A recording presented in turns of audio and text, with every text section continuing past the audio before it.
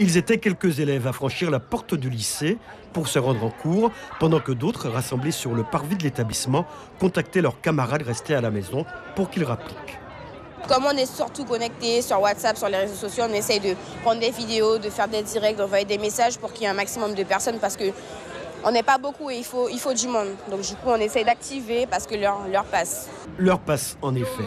Et très peu d'élèves sont mobilisés. Alors, une des représentantes de la vie lycéenne s'agace de la situation. Les élèves doivent se mobiliser pour leur lycée. Les profs agissent pour nous. C'est à nous de le faire maintenant parce qu'ils agissent pour nous. Et c'est à nous de montrer qu'on est là et qu'on doit porter cette voix-là pour les générations futures, mais aussi pour nous. Et pour qu'on se dise qu'on a été un grain de sable dans un désert de changement, en fait. Voilà. La grande majorité des enseignants en grève, ainsi qu'un quart des lycéens sur les 1200 que compte le lycée Lama-Prévost, le proviseur a dû organiser l'accueil des élèves présents. On a envoyé un SMS aux familles pour les prévenir que la journée s'est très perturbée. Mais donc sinon, on essaie de fonctionner au mieux. 70% des enseignants étaient mobilisés ce matin.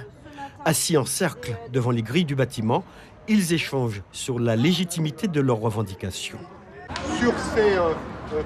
Une des raisons de la mobilisation, c'est la diminution de la dotation globale horaire de l'établissement, qui aura pour conséquence de priver les élèves de certains enseignements dits de spécialités comme le numérique, l'histoire des arts ou les sciences de l'informatique. La dotation globale horaire qui a été attribuée à notre établissement et qui est très largement insuffisante pour pouvoir mettre en œuvre non seulement les enseignements auxquels les élèves ont droit, mais surtout tous les dispositifs, dédoublement de classe, accompagnement personnalisé, aide à l'orientation, qui leur sont indispensables pour réussir dans de bonnes conditions.